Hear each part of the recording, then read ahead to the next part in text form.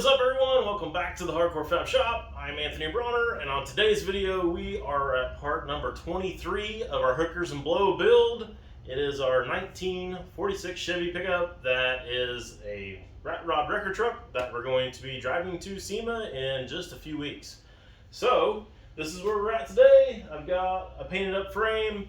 We've done a bunch of fabrication to get to this point. If you guys are not familiar with all those videos, go back and check them out. But everybody that's been following along, I am now at the point where I am ready to try to get this thing to be a roller.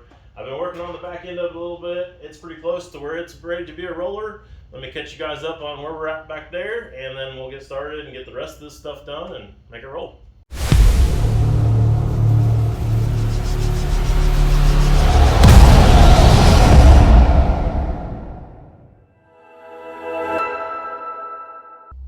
Right off the bat, we've got the frame sitting on some 2x4 square tubing. That's got it sitting at ride height. Got the 14 bolt bolted back in there, and we've got the 4-link bars all welded up, painted. Got some bushings made to be able to allow them to be in the spots where they need to be. And we've got the rear end setting here at just the right amount of height for it to be centered up if it was on our big semi tires that are back there. So that allowed us to go ahead and get the rear end set up to where the pinion angle is now set at the right pinion angle, and the panhard bar end, that's got it in there in the right spot, so that's all centered up. Everything is right where it needs to be now on the rear end. Going through and trying to finish up the rest of the stuff. Got the shocks in there, got the bags in there, and got the calipers on, a new rotor on this side, trying to get the brake lines all ran through here.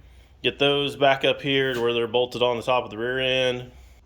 Now on this side, I still have to do the rotor and everything and like that on the other side, but I'm missing a couple of bolts and I still need to clean up the rotor. So I'll work on that here in a little while, get that done. But I think what I want to do next is actually get the front axle painted up so I can get it all reassembled and try to get it back underneath the front. So the first thing that I had to do with it, it's sitting over here on the forklift, I had to take it apart. And it had a couple of ball joints that were stuck from sitting out there in the tree row for a million years, and you couldn't get it to free up. So I went ahead and knocked everything off of it, and now it's just a bare piece of metal at this point, so we can go ahead and clean it all up.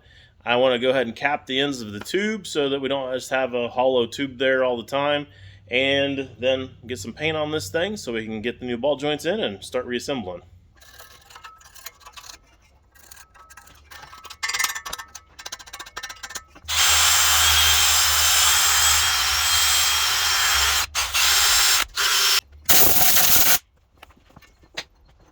Alright, so with that all cleaned up, I'm ready to actually cap it off. Now in the past, a bunch of you guys had said something about going to the parts house and getting a freeze plug, and that probably is a better scenario for most people, but I've got my plasma table here, and I save all kinds of little circles and things like that. And letters and all kinds of stuff, just for things like this. So I'm sure I got one of these that'll probably fit. Stick one of those on there and see what we got here real fast. So the littlest one, that's too little. I won't even go in there. That one's a little bit too small too. That one is perfect right there. Clean that up, stick that on there, and I'll have that done before I could even drive to the parts store, let alone explain to them what I'm doing. And this is going to be on there and be done and never have to mess with it again.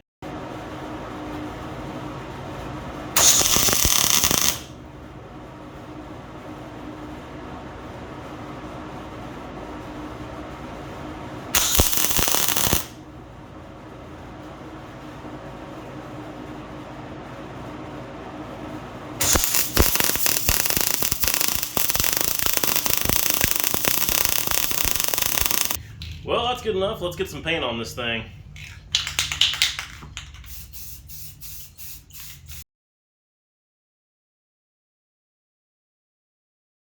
Well, now the paint's drying on the tube. I guess it's time to clean up the knuckles out here on the end. I do have new ball joints to put in here, new rotors and calipers and all that kind of stuff when we're all said and done. But we definitely need to clean up what's going to be left here and get some paint on it so that it'll look good. this has pretty much been the story of my life for days now. Just wire wheeling stuff, cleaning it up, and getting ready for paint. So, guess that's part of the game. Part of what you got to do to make it look cool, right?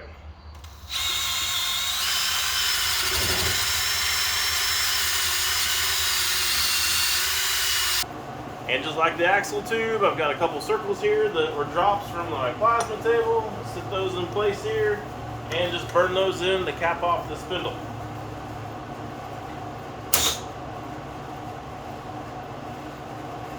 I get it in the right spot.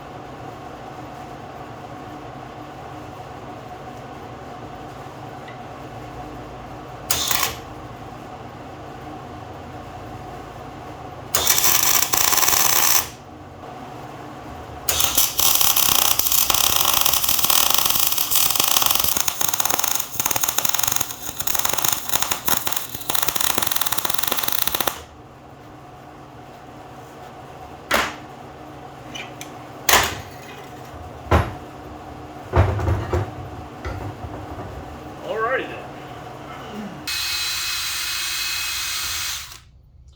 Ooh, those are still warm, but they're all welded up now, so once they cool off, I can dust a little bit of paint on these, and then tomorrow when I get here, I'll be able to throw the ball joints in and reassemble the front axle. So then whenever the rest of the stuff for our rotors and calipers show up, I'll be able to put all that stuff on there, and that part will be done. So every little bit of progress is progress at this point, and I guess that's where we're at for the moment. We'll see how it goes tomorrow when I get here and see if everything goes together like it should. Well guys, there you go. That went pretty flawlessly actually. Yeah, I didn't video any of it because it went so fast. My buddy Terry brought by his socket and we tightened up these ball joints with it and got those all adjusted good. So he was here helping and we just knocked it out real quick, and I didn't video for you guys. Apologize for that, but it was pretty basic and pretty simple. Just went right back together like it should. No drama there, so that's all good. I went ahead and cleaned up all the bearings out here on the end, and you see me cap that all off in there, so now that's pretty well done there too. So really at this point, the front axle is done. So that's ready to go back into the chassis. I still have a little bit of work to do on the arms, on the one arm down there. I'll show you guys that real quick. And I also have got a little bit more stuff done back here on the back. Show you that stuff real quick. So I never had at this point done a panhard bar on the front axle yet, and it needed one to kind of locate it from side to side. So got that bar in there. I actually welded a cap and bolt in there earlier before, so that's all done. And I still need to make a little bracket right here to come up and mount this side of it. So I'm gonna do that tomorrow, knock that out and get that painted, and that will allow us to finish up getting the axle all bolted in the front. And there's our compressors mounted in here. Once again, remember we're gonna have this tailgate kind of open up back here, and that's gonna give us access to all that in here. So we've got a fuse back here, and we've got our relays real easy to get to. Easy peasy there on that deal, and we're gonna be able to take our ground, go straight to our battery, and go from there. So I guess that's where we're at for now. Check back in with you tomorrow. Well, it's the next day. I got those brake lines put on there last night before I went ahead and left, and my buddy Jeff over at A&J said he's got us hooked up with some wheels for the back of the truck, and he's polishing them out now. So Julie and I are heading over there now to check out the paint that he's picked out for the truck for the orange inside, also to drop the dash off, and to check out these new wheels. I'm pretty excited to see what they look like. I recognize that. Well, firewall's getting pretty close to being done. Oh yeah.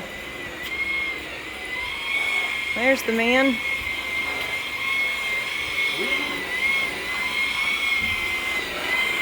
Oh Look wow. at this. Is that sweet or what? Man, That's beautiful. that was a nice looking wheel. Let's see what we're doing over here.